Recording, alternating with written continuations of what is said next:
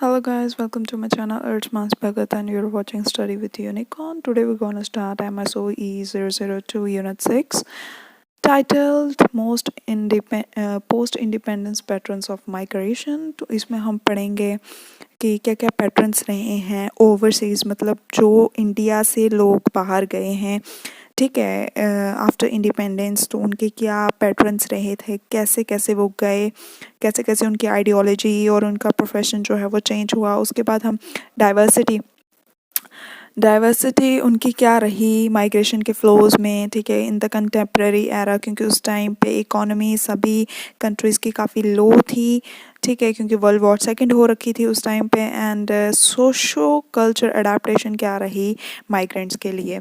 तो इसमें हम सबसे पहले हम ये पढ़ेंगे कि overseas migration and trends and patterns क्या रहे। तो उसमें एक्चुअली हुआ क्या था कि माइग्रेशन की बहुत सारी ट्रेड्स थे, ठीक है, उस टाइम पे। तो ह्यूमन रिसोर्सेज जो थे उसकी काफ़ी ज़्यादा मूवमेंट थी, ठीक है, काफ़ी ज़्यादा डिमांड भी थी। और हुआ क्या था कि जो नेशनल बाउंड्रीज थी वो कहीं ना कहीं डिसॉल्व हो चुकी थी। और जो वर्ल्ड इकोनॉमी थी in the form of globalisation काफ़ी ज़्यादा वो इंटीग्रेट हो गई हुई थी, ओके। और लेबर जो थी वो काफ़ी ज़्यादा डिफ़ाइन करती थी, ठीक है, कुछ लेबर स्किल्ड थी, कुछ अनस्किल्ड थी। तो उनको कैसे बाइफ्रिकेट किया जाएगा या कैसे उनको एसिमिलेट किया जाएगा, तो वो सारी चीज़ें जो थी वो हमें इसमें माइग्रेशन ओवरसीज़ माइग्रेशन में हमें देखने को मिली। एंड उसके बाद हम डिफरेंट सेक्शंस पढ़ेंगे, ठीक है, डिफरेंट सेक्शंस पढ़ेंगे कि कैसे कैसे माइग्रेशन जो है वो आगे होती जाती है। अभी इसमें मैंने कुछ पॉइंट्स जो है डिस्कस किए हैं, लाइक ग्लोबलाइजेशन मैंने बता दिया, और अपॉर्चुनिटीज़ भी स्किल्ड लोगों के लिए भी बहुत थी, अनस्किल्ड लोगों के लिए भी बहुत थी। और migration in the form of standard of living, अपने लोग स्टैंडर्ड ऑफ लिविंग को बढ़ाने के लिए भी जो थे वो माइग्रेट ओवरसीज़ में कर रहे थे। उसके बाद हम बात करते हैं अगर माइग्रेशन इन पोस्ट इंडिपेंडेंस पीरियड की। तो इसमें इसमें अगर हम बात करेंगे तो सबसे पहले हुआ क्या था कि क्योंकि देखो पोस्ट इंडिपेंडेंस पीरियड हम लोगों के लिए 1947 के बाद हुआ, ठीक है।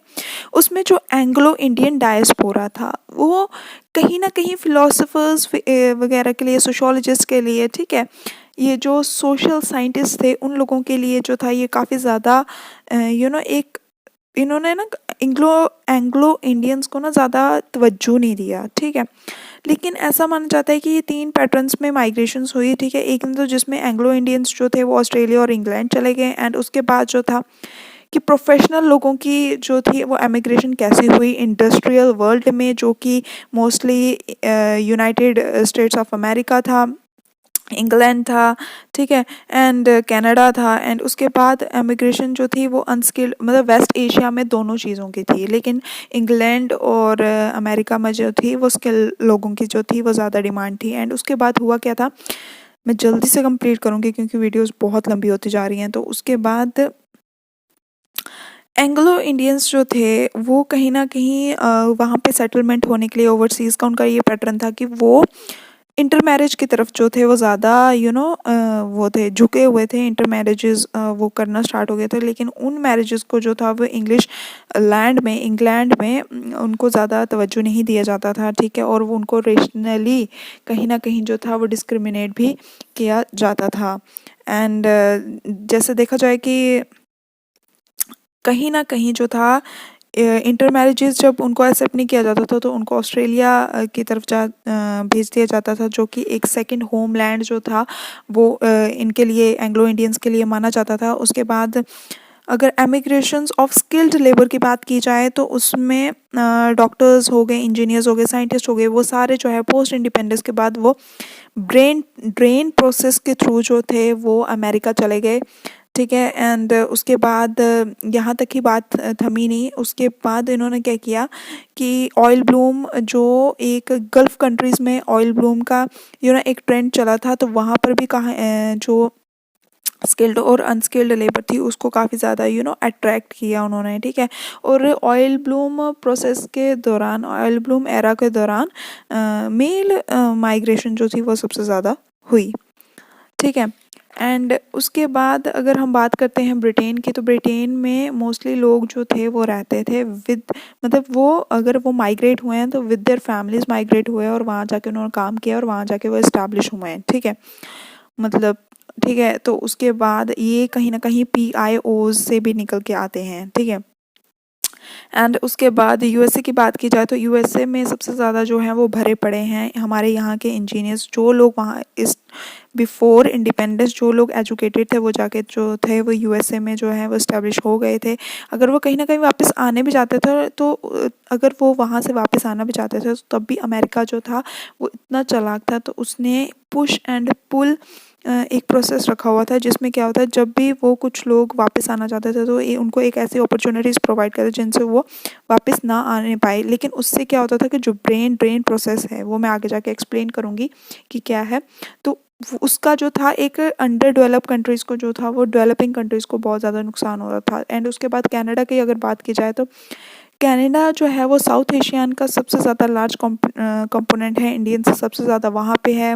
मोस्टली डाइवर्सिफाइड कम्युनिटी अगर कोई देखी जाए तो वहाँ पे सिख है और रिलीजियस बैकग्राउंड्स भी काफ़ी ज़्यादा डाइवर्सिफाइंग है। एंड उसके बाद जो न्यू कम्युनिटीज़ जो हैं वहाँ पे इस्टेब्लिश हुई, ऑब्वियसली अगर वहाँ के लोग वहाँ पे जाके मैरिज करेंगे तो न्यू कम्युनिटीज़ डेवलप होंगी। एंड उसके बाद ये थमा नहीं, ठीक है, ये एक ड्रामेटिक इंक्रीज़ ही रहा वहाँ पे, आज तक माइग्रेशन जो है वो इंक्रीज़ रेट पर ही बढ़ रहा है। लेकिन अगर देखा जाए कनाडा में सबसे ज़्यादा जो लार्ज इंडियन ग्रुप है वो सिक्स का पाया जाता है, ठीक है।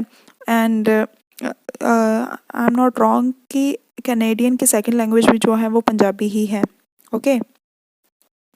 फिर उसके बाद आ जाते हैं हम वेस्ट एशिया की। तो वेस्ट एशिया में मैंने पहले बताया ऑयल ब्लूम प्रोसेस था। ऑयल ब्लूम प्रोसेस वही जो ऑयल प्रोड्यूसिंग कंट्रीज़ थी, उन्होंने क्या किया कि डिमांड बहुत ज़्यादा थी लेबर की, तो उनकी स्किल्ड लेबर भी उन्होंने मैकेनिकल इंजीनियर्स और ये ऑयल इंजीनियर्स जो भी हैं इन सबको जो है वो केमिकल इंजीनियरिंग है ना, तो इन सबको जो था वो वहाँ पे बुला लिया। एंड उसके बाद जो अनस्किल्ड थे उनके लिए भी काफ़ी अपॉर्चुनिटीज़ जो थी वो वेस्ट एशिया में उनको इन्होंने प्रोवाइड की।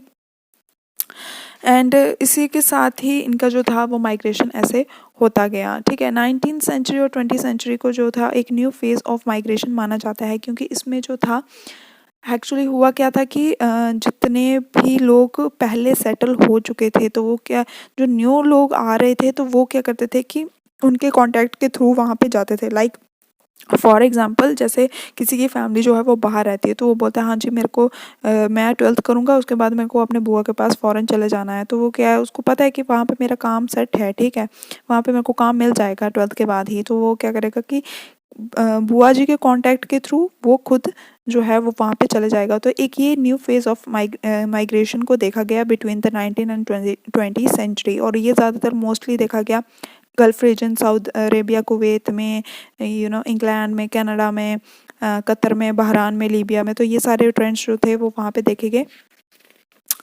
एंड उसके बाद हम बात करते हैं गवर्नमेंट पॉलिसी की। गवर्नमेंट पॉलिसी जो थी, गवर्नमेंट पॉलिसी बाकी countries as compare to Indian country, okay. तो अगर बाहर की कंट्रीज़ थी तो वो लाइक इंग्लैंड एंड यूएसए, तो उनका क्या था कि हम ऐसी अपॉर्चुनिटीज़ प्रोवाइड करें कि जो बाहर की जो क्रीम है, ठीक है ना, जो बाहर की कंट्री इंडिया की जो क्रीम है वो हमारे देश में आके काम करे और हमें चीप लेबर में हमें ज़्यादा मतलब प्रोडक्टिविटी मिले। एंड गवर्नमेंट पॉलिसी ऐसी थी कि उन्होंने कुछ जो थी वो रिस्ट्रिक्शंस लगा दी थी। तो उन्होंने जैसे अभी कुछ देर पहले जो था वो पहले जो थे वो मोदी जो थे वो ट्रम्प के साथ गए थे, तो वहाँ पे एनआरआईज़ का एजेंडा जो था वो बहुत हाई हॉट टॉपिक रहा। एंड और उन्होंने ये चीज़ बोली कि मतलब घर वापसी का एक जो था वो स्लोगन वहाँ पे रहा था। एंड ये चीज़ हुई और गवर्नमेंट भी ऐसे अपॉर्चुनिटीज़ प्रोवाइड कर रही है लोगों को कि लाइक कि लोग बाहर ना जाएं, अपनी कंट्री में रहकर ही काम करें, है ना, make in India.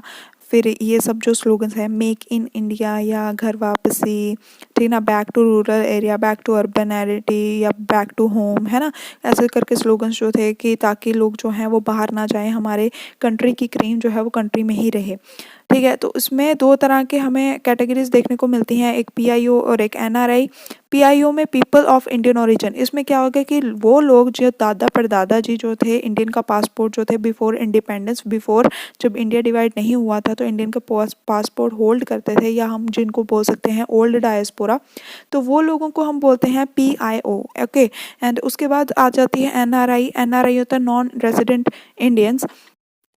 Non resident Indian वो होते हैं जो आफ्टर इंडिपेंडेंस जो है वो इंडिया का पासपोर्ट होल्ड करते हैं, लेकिन वो वहाँ बाहर जाके अपनी कंट्री से बाहर जाके दूसरी कंट्री में काम कर रहे हैं, ठीक है, एंड काम कर रहे हैं, पढ़ रहे हैं, या डेपुटेशन में है, कोई भी चीज़ है, तो वो चीज़ जो है वो NRIs में आती है। तो इसमें जो है ORT कोआर्टी प्रोसेस जो है वो हमारी जो गवर्नमेंट है, इंडियन गवर्नमेंट ने बहुत खेला, ठीक है, just because for the economy flow के लिए, ठीक है, बट ये कहीं ना कहीं ये हिडन असेट रहा है, ठीक है, इंडियन पॉलिसी के लिए। एंड उसके बाद हम पढ़ेंगे टाइप्स ऑफ माइग्रेशन फ्लो, ठीक है, किस टाइप के माइग्रेशन फ्लो जो है वो रहा है, ठीक है। अगर माइग्रेशन फ्लो की बात की जाए तो सबसे पहले हम बात करेंगे permanent high skilled migrations. Permanent high skilled migrations मतलब कि ऑस्ट्रेलिया हो गया, न्यूजीलैंड हो गया, कनाडा हो गया, या अमेरिका हो गया, ठीक है, वहाँ पे क्या होगा कि हाई स्किल्ड लोग जो है वो यहाँ से चले जाएंगे और वहाँ पर ही जाकर सेटल हो जाएं। क्रीम यहाँ से गई और वहाँ पे इतनी हाई अपॉर्चुनिटीज़ मिली कि वो वहाँ पे सेटल हो गई। टेम्पररी हाई स्किल्ड मतलब जैसे कई बार क्या होता है कि अगर नेटिव कंट्री जो है वो नहीं वहाँ पे जो है अगर समझ लो 10 सीट्स निकली हैं, ठीक है, 10 सीट्स उन्होंने अपने कंट्री के लिए निकाली हैं, लेकिन वो 10 सीट्स फिल नहीं होती हैं, 10 में से 8 सीट्स फिल होती हैं और 2 रह जाती हैं, तो वो क्या करेंगे कि 2 सीट्स जो हैं वो बाहर से फिल करेंगे जस्ट फॉर अ टेन्योर, ठीक है, क्या 5 साल के लिए आप यहाँ करिए, 5 साल के बाद हमारे कंट्री का कोई बंदा जो है वो ज्वाइन करेगा, ठीक है, लेकिन वो पर्सन अगर वो ऐड करेंगे तो वो हाई स्किल्ड ही रहेगा, प्रोफेशनल ही रहेगा, ठीक है। उसके बाद आ जाते हैं टेम्पररी लो स्किल्ड। टेम्पररी लो स्किल्ड मतलब जैसे यहाँ से कुछ लोग बाहर, हाँ जी हमने कमाने के लिए जाना है, ठीक है, लेकिन उनको आता जाता कुछ नहीं है, बट स्टिल वो बाहर कहते हैं कि हाँ 5 साल हम कमा के वापस आ जाएंगे, ठीक है। तो वैसे लेबर को जो है वो बोला जाता है टेम्पररी लो स्किल्ड माइग्रेशन, ठीक है। उसमें क्या होता है कि कंपनी आती है और लोगों को ट्रेन करती है और अपने साथ कुछ देर के लिए ले जाती है, उसके बाद जैसे उनको कॉन्ट्रैक्ट ख़त्म हुआ और वो वापस आ जाते हैं। उसके बाद फैमिली माइग्रेशन में ये होता है कि ये सबसे ज़्यादा लार्जेस्ट टाइप है। इसमें क्या होता है कि चाहे लो इनकम हो, मिडिल इनकम हो या हाई इनकम हो, इसमें क्या होगा कि फैमिली पूरी की पूरी माइग्रेट कर जाए, ठीक है, दूसरी कंट्री में, तो इसको बोलते हैं फैमिली माइग्रेशन। उसके बाद वीज़ा माइग्रेशन एंड स्टूडेंट्स, इसमें क्या होता है कि कुछ countries like New Zealand and Australia और कुछ यूरोपियन यूनियन की कुछ कंट्रीज़ जो कि एक एक प्रोसेस प्रोवाइड करें जिसमें बच्चों को visa free migration visa free जो है एजुकेशन प्रोवाइड करे स्टूडेंट्स को, या किसी मतलब अगर कोई फैमिली मतलब फ्रेंडशिप टाइज हो जाए बिटवीन द 2 कंट्रीज़, ठीक है, तो उसमें एक ऐसी प्रोसेस प्रोवाइड करें जिसमें जो वीज़ा फ्री जो है वो उनको काम करने का अपॉर्चुनिटी मिले, तो उसको हम बोलते हैं वीज़ा फ्री माइग्रेशन, ठीक है। तो और स्टूडेंट्स एंड उसके बाद बात आती है process and patterns of social cultural adaptation. देखो इसमें सिंपल सी बात है, देखो इंडियंस जो थे वो बहुत ज़्यादा माइग्रेट हुए, ठीक है, उनका पॉलिटिकल स्ट्रगल भी देखने को मिला, क्योंकि यहाँ पे कास्टिज़म बहुत ज़्यादा था, एक्सप्लॉयटेशन बहुत ज़्यादा था, लेकिन उनको बाहर जाके उन्होंने सोचा थोड़ा सा सुकून मिलेगा, तो उनको थोड़ा सा मिला भी। पहले स्टार्टिंग में उनका स्ट्रगल रहा, लेकिन बाद में उनको सुकून मिला भी, ठीक है। लेकिन उस टाइम पे क्या हुआ था कि जब अमेरिका में क्या हुआ, अमेरिका में जब माइग्रेंट्स हुए तो एक्चुअली हुआ क्या कि सिर्फ अमेरिका में नहीं, ठीक है, ब्रिटिश में भी, ठीक है, तो क्या हुआ कि लोग जो थे वो गीटो सेटलमेंट पे जो थे वो रहना स्टार्ट हो गए। देखो गीटो क्या होता है कि जब माइनॉरिटी की सेटलमेंट एक स्लम एरिया फॉर्म में एक लोकेलिटी में रहने लगे जो कि एक स्लम टाइप का हो, उसको बोलते हैं गीटो सेटलमेंट।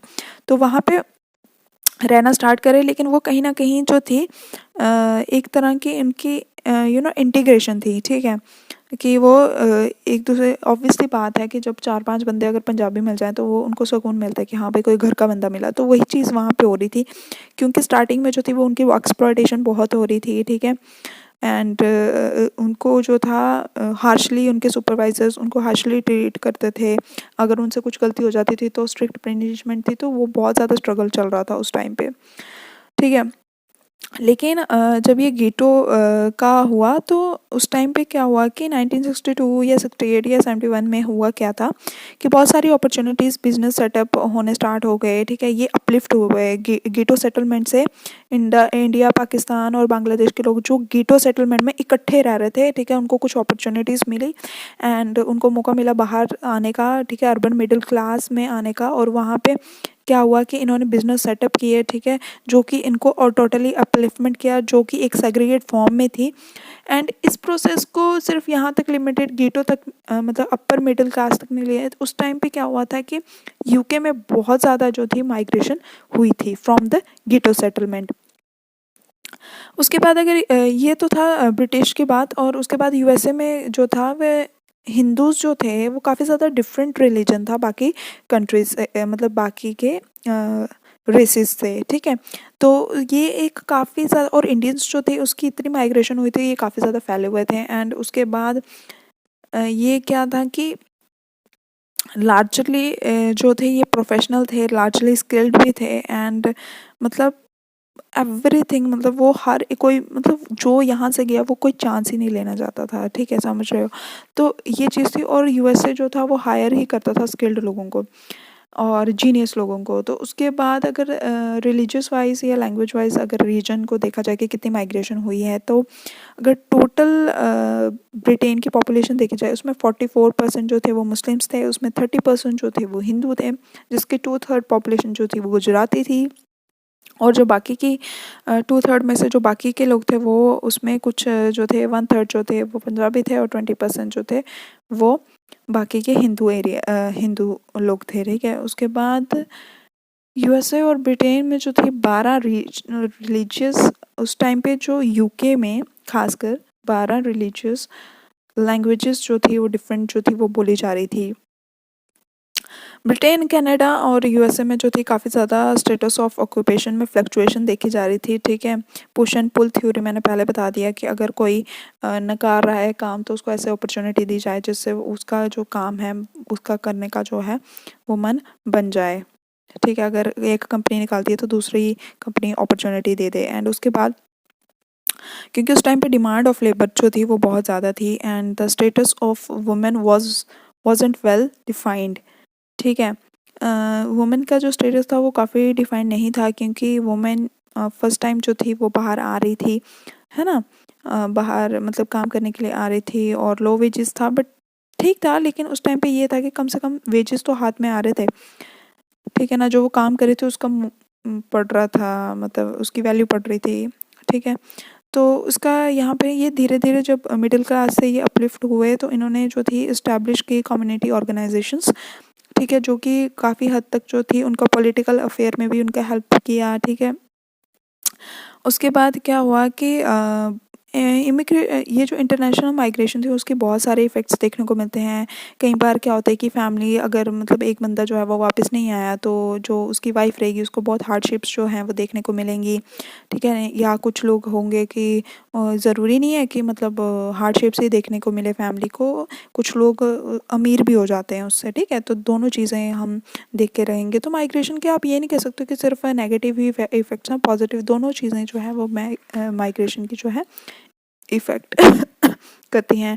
एंड उसके बाद जो फिनोमेना ऑफ ब्रेन ड्रेन, देखो ब्रेन ड्रेन का क्या मतलब है, कोई जब कोई एक कंट्री जो है वो दूसरी कंट्री का क्रीम पोर्शन मतलब जो हाईली स्किल्ड पीपल को ले जाएं, ठीक है, या खुद जो हाईली स्किल्ड पीपल हैं वो माइग्रेट कर जाएं, ठीक है, towards the highly opportunity providing countries, तो ठीक है उसको हम बोलते हैं ब्रेन ड्रेन। तो इसमें क्या हुआ कि यूनेस्को की रिपोर्ट के according numerous flow of skilled train person जो थे वहाँ पे देखने को मिला, ठीक है। ज़्यादा जो स्किल्ड लोग थे वो जाते जाते थे, ठीक है। उसके बाद स्मॉल डेवलप्ड कंट्रीज से जो था वो ज़्यादा फ्लो होता था, ठीक है। फिर उसके बाद क्या था, तो जो मेडिकल्स और इंजीनियर्स और साइंटिस्ट जो थे वो ज़्यादा माइग्रेट कर जाते थे, और ये माइग्रेशन जो था वो धीरे धीरे बहुत ज़्यादा इंक्रीज़ हो रहा था। High level of skill and training जो थी उस टाइम पे एडवांस पे हाई पीक पर थी। उसके बाद इकोनॉमी कॉम्प्लेक्सिटी भी का फ़्लो भी बहुत हाई था एंड उसके बाद जो एडुकेट ट्रेनिंग और एजुकेशनल सिस्टम का रेट भी बहुत हाई चल रहा था, ठीक है। स्टूडेंट्स को बहुत ज़्यादा अपॉर्चुनिटीज़ मिल रही थी अपने स्किल्स को एनहांस करने के लिए। कोई भी साइंस जो थे वो आप ऐसा नहीं बोल सकते कि हाँ भी टैलेंट को जो था उस टाइम पे जो था वो मारा जा रहा था, ऐसा कुछ नहीं है। ये काफ़ी ज़्यादा उनको अपॉर्चुनिटी प्रोवाइड कर रहे थे। एक पुश एंड पुल फैक्टर हर कोई उस टाइम पे कंट्री जो थी वो खेल रही थी। तो ये रहा आपका post independence pattern of migrations.